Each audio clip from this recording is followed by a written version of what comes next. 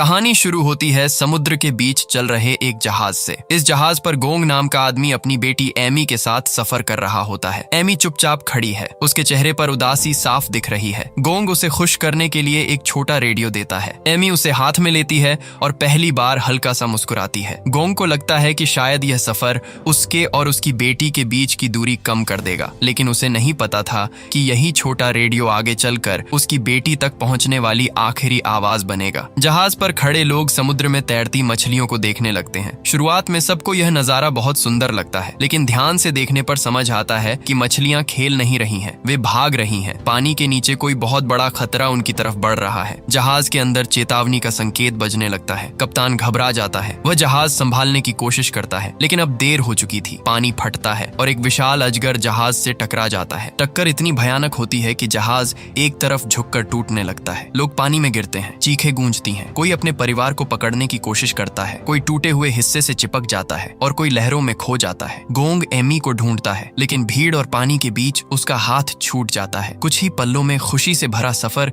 तबाही में बदल जाता है। जब गोंग को होश आता है, वह समुद्र के किनारे पड़ा होता है। उसके आसपास घायल लोग हैं, टूटा सामान है और हर तरफ डर फैला हुआ है, लेकिन एमी कहीं नहीं दिखती। गोंग पागलों की तरह उसका नाम पुकारता है। तभी उसके रेडियो से एमी की बहुत हल्की आवाज आती है। आवाज साफ नहीं होती, लेकिन इतनी होती है कि गोंग समझ जाए उसकी बेटी अभी जिंदा है। फिर आवाज अचानक बंद हो जाती है। अब उसके पास सिर्फ एक उम्मीद बचती है और वही उम्मीद उसे टूटने नहीं देती। दूसरे किनारे पर कुछ और बचे हुए लोग दिखाई देते हैं। वे हाथ हिलाकर इशारा कर रहे होते हैं। तभी गोंग की नजर दूर खड़ी एमी जैसी एक बच्ची पर पड़ती है। उसका दिल कहता है वही है। वह बिना सोचे उसकी तरफ बढ़ता है, लेकिन उसका साथी इरनी उसे रोक देता है। इरनी कहता है कि सामने कुछ हिल रहा है। सभी लोग उस तरफ देखते हैं और उनके चेहरे का रंग उड़ जाता है। घास और झाड़ियों के बीच से वही विशाल अजगर सिर उठाता है। अजगर की आंखें जलती हुई लगती हैं। उसकी पूंछ का एक ही वार कई लोगों को हवा में उछाल देता है। जो भागता है वह भी बच नहीं पाता। अजगर एक एक करके लोगों को निगलने लगता है। गोंग एमी की तरफ दौड़ता है, लेकिन इरनी उसे कसकर पकड़ लेता है। अगले ही पल गोंग अपनी आंखों के सामने एमी को अजगर के मुंह में जाते देखता है। अजगर उसे निगलकर जंगल के अंदर चला जाता है। गोंग चीखता है, टूट जाता है, लेकिन कुछ नहीं कर पाता। उसी पल रेडियो से फिर वही कमजोर आवाज सुनाई देती है, एमी जिंदा है। गोंग के लिए यह आवाज किसी चमत्कार से कम नहीं थी। वह समझ जाता है कि अजगर ने उसे खाया जरूर है, लेकिन वह अभी मरी नहीं। बाकी लोग उसे जंगल में जाने से रोकते हैं। वे कहते हैं कि जो अंदर जाएगा वह वापस नहीं लौटेगा। लेकिन एक पिता के लिए बेटी की आवाज मौत से भी बड़ी होती है। गोंग जंगल में जाने का फैसला करता है। इरनी उसके साथ खड़ा होता है और कुछ और लोग भी हिम्मत करके उनके साथ चल पड़ते हैं। 6 लोगों का यह छोटा समूह जंगल के अंदर कदम रखता है। पीछे से लोग चिल्लाते हैं कि वापस आ जाओ, लेकिन अब यह सफर बचने का नहीं, बेटी को बचाने का था। जंगल में घुसते ही माहौल बदल जाता है। हवा भारी है, पेड़ अजीब हैं और हर तरफ ऐसी आवाजें हैं जैसे कोई छुप कर उन्हें देख रहा हो। कुछ ही देर में उनका एक साथी अचानक गायब हो जाता है। सब उसे ढूंढते हैं। तभी अंधेरे से एक लंबी चिपचिपी जीभ निकलती है और एक आदमी को खींच कर ले जाती है। अब उन्हें समझ आता है कि इस जंगल में मौत हर बार नए रूप में आती है। दूसरी तरफ विशाल अजगर अपने ठिकाने पर पहुंचता है। वह जिन लोगों को निगल कर लाया था उन्हें अपनी मांद में बाहर उगल देता है। कप्तान, सुशी, एमी और कुछ दूसरे लोग धीरे धीरे होश में आते हैं। उन्हें राहत मिलती है कि वे जिंदा हैं, लेकिन जल्द ही राहत डर में बदल जाती है। उनके चारों तरफ सफेद अंडे रखे होते हैं। ये अजगर के अंडे हैं और इनमें से किसी भी पल उसके बच्चे बाहर आ सकते हैं। सुशी सबको सावधान करती है कि कोई अंडों को न छुए, लेकिन एक बूढ़ा आदमी डर और जल्दी में पत्थर उठाकर एक अंडा तोड़ देता है। उसे लगता है कि बच्चा बाहर आने से पहले मर जाएगा, लेकिन जैसे ही अंडा टूटता है उसके अंदर से एक छोटा सांप बाहर निकलने लगता है। सबके पैरों तले जमीन खिसक जाती है। वे चट्टानों के पीछे छुप जाते हैं। छोटा सांप इधर उधर देखता है और फिर पास पड़ी एक घायल औरत की तरफ बढ़ता है। वह औरत मदद के लिए चिल्लाती है, लेकिन सांप उसे वहीं खा जाता है। अब सब जान जाते हैं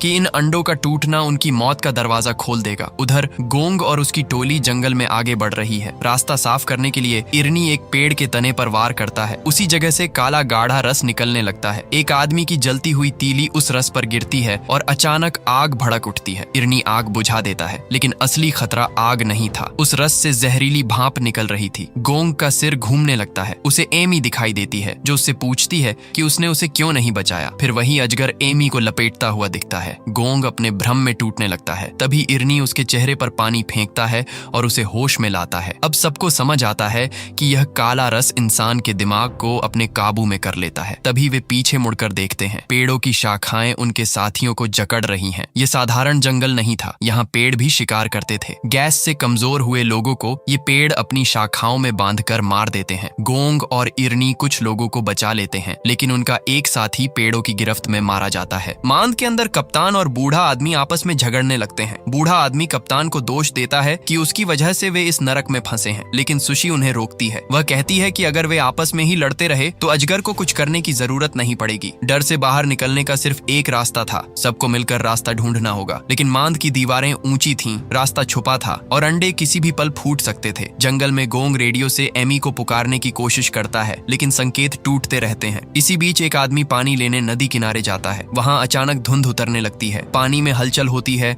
और एक खतरनाक मछली उस पर हमला कर देती है। वह उसे किसी तरह हटाता है, लेकिन धुंध के अंदर से ऐसी कई मछलियां बाहर आने लगती हैं। वे सिर्फ पानी में नहीं तैरती, हवा में उछलकर भी हमला करती हैं। वह आदमी भागकर बाकी लोगों को खबर देता है। पूरी टोली जान बचाकर भागती है। मछलियां धुंध के साथ आगे बढ़ रही थीं। इरनी तुरंत समझ जाता है कि उनका हमला धुंध पर निर्भर है। वह सबको उस तरफ ले जाता है जहां हवा साफ है। जैसे ही मछलियां धुंध से बाहर आती हैं, वे जमीन पर गिरने लगती हैं। लोग बच जाते हैं, लेकिन अब उन्हें एहसास होता है कि इस जगह के नियम हर पल बदलते हैं। यहाँ पानी में भी खतरा है, हवा में भी और जमीन पर भी। थोड़ी दूर उन्हें जमीन पर विशाल पंजों के निशान मिलते हैं। सब ऊपर देखते हैं तो एक बड़ा साया पेड़ से चिपका हुआ दिखाई देता है। किसी के कुछ समझने से पहले एक लंबी जीभ झपटती है और एक आदमी को खींच लेती है। फिर एक विशाल मेंढक नीचे गिरता है। उसका आकार इतना बड़ा है कि उसके सामने इंसान खिलौने लगते हैं। वह अपनी जीभ से लोगों को पकड़कर खींचने लगता है। बूढ़ा आदमी भी उसकी पकड़ में आने ही वाला होता है, लेकिन वह पेड़ के तने को कसकर थाम लेता है। बाकी लोग उसे बचाने की कोशिश करते हैं। एक आदमी मेंढक की जीभ पर चाकू मारता है, लेकिन उसकी लार चेहरे पर पड़ते ही चेहरा जलने लगता है। इरनी दौड़ता हुआ आता है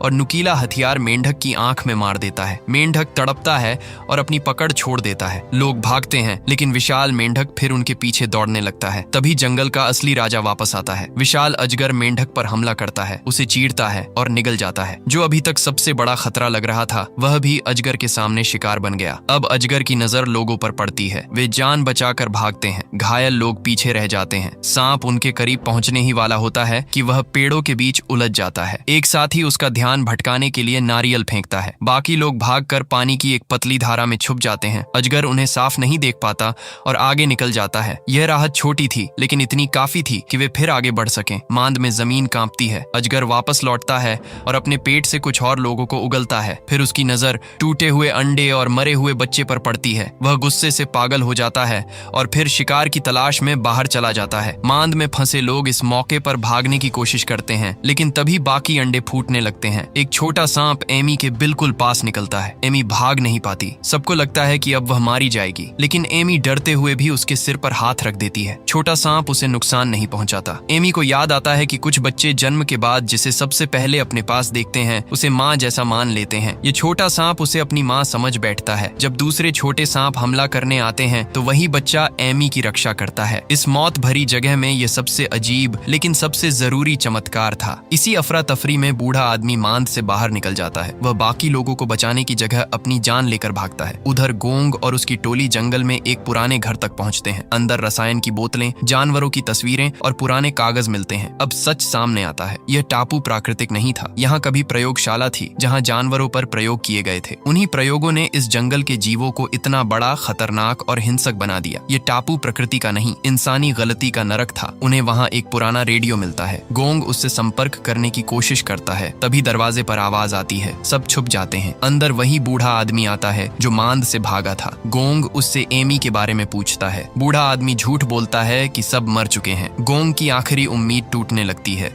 लेकिन तभी रेडियो से एमी की आवाज फिर सुनाई देती है। अब सबको पता चल जाता है कि बूढ़ा आदमी झूठ बोल रहा था। वह डर कर वहां से भाग निकलता है। अगली सुबह आसमान में हेलीकॉप्टर की आवाज सुनाई देती है। गोंग और बाकी लोग खुले हिस्से में भागते हैं। वे हाथ हिलाते हैं, जोर जोर से आवाज लगाते हैं, लेकिन घना जंगल और धुंध उन्हें छुपा लेते हैं। हेलीकॉप्टर उन्हें देख नहीं पाता। उम्मीद फिर हाथ से फिसल जाती है। उधर बूढ़ा आदमी अकेले हेलीकॉप्टर को अपनी तरफ बुलाने की कोशिश करता है। उसे लगता है कि वह सबको धोखा देकर बच जाएगा, लेकिन उससे पहले विशाल अजगर आता है और उसे निगल जाता है। जंगल ने उसके धोखे का हिसाब खुद कर दिया। गोंग रेडियो पर एमी से बात करता है। सुशी बताती है कि वे एक बड़ी गुफा में फंसे हैं और पास में गिरते पानी की आवाज आ रही है। यही सुराग गोंग को रास्ता देता है। वह उस आवाज का पीछा करता है। अब हर कदम उसे बेटी के करीब ले जा रहा है। मांद के अंदर छोटे सांप सांप लोगों की तरफ बढ़ रहे होते हैं। एमी को मां समझने वाला छोटा सांप उनके बीच खड़ा हो जाता है और बाकी सांपों से भिड़ जाता है। उसकी वजह से एमी और बाकी लोगों को कुछ और पल मिलते हैं। आखिरकार गोंग उस जगह पहुंच जाता है जहां एमी फंसी है। वह ऊपर से एक मजबूत बेल नीचे फेंकता है और लोगों को ऊपर खींचने लगता है। तभी विशाल अजगर लौट आता है। उसकी आंखों में गुस्सा है। इरनी कुल्हाड़ी से उसकी एक आंख पर वार करता है। अजगर तड़पता है। एक और साथी उसकी दूसरी आंख को जख्मी कर देता है। अब अजगर अंधा होकर बेतहाशा वार कर रहा है। इसी बीच कप्तान नीचे फंसे लोगों को ऊपर धक्का देकर बचाता है, लेकिन खुद छोटे सांपों का शिकार बन जाता है। कप्तान अपनी जान देकर दूसरों को बचा लेता है। गोंग एमी को ऊपर खींच लेता है। वह उसे सीने से लगाने ही वाला होता है कि अजगर फिर संभल जाता है। सब लोग भागते हैं। इरनी कहता है कि सब अलग अलग भागो, नहीं तो अजगर सबको साथ मार देगा। इरनी और उसका साथी अजगर को रोकने का फैसला करते हैं। वे उसे उस जगह ले जाना चाहते हैं जहां पेड़ों से निकला काला ज्वलनशील रस फैला हुआ था। अगर अजगर उस रस पर आ जाए और आग लग जाए तो उसे खत्म किया जा सकता है। वे उसे जाल में लाने की कोशिश करते हैं, लेकिन अजगर चालाक है। वह रुक जाता है जैसे उसे खतरे का एहसास हो गया हो। इसी बीच गोंग एमी और सुशी को दूर भागने को कहता है